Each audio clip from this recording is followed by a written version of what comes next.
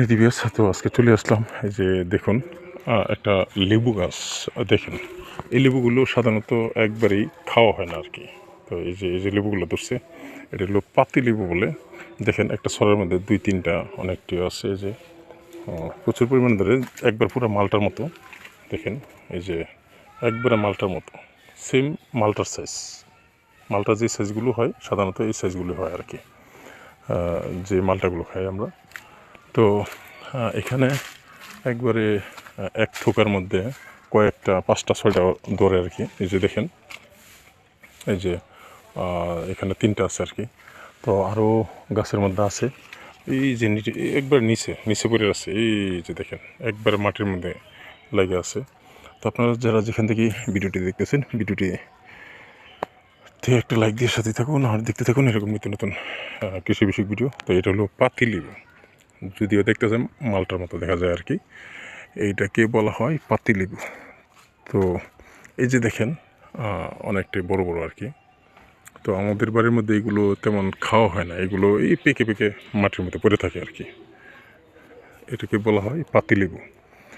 তো এই লেবুটার একটা সমস্যা হলো, এটা কেন খাওয়া হয় না আসলে, না খাওয়ার পিছনে একটা কারণ রয়েছে। কারণটা হলো এই লেবুটা যিনি কাটার পরে যেই রস, অর্থাৎ ছালের যে রসটা হাতে লাগে আর কি, এটা হাত চুলকা, অর্থাৎ মুখে লাগলেও একটু চুলকায় আর কি।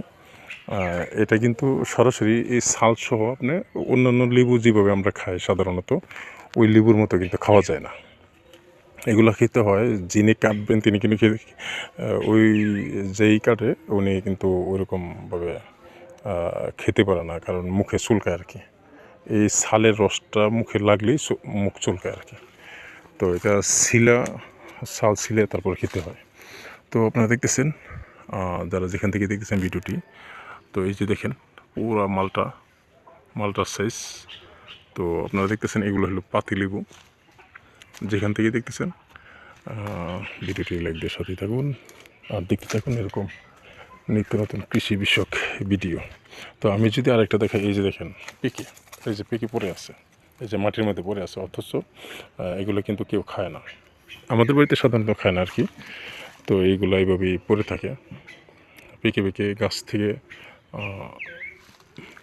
যখন পেকে যায়, তারপরে এইগুলো নিচে ওই যে একটা দেখেন পেকে পড়ে আছে আর কি। তো খুব কমই খাওয়া হয়, মানে এগুলো খানা বললেই চলে, যার কারণে এইভাবে গাছে রয়েছে আর কি। তো সাথে থাকুন আর দেখেন কি সুন্দর হয়েছে গাছে চলে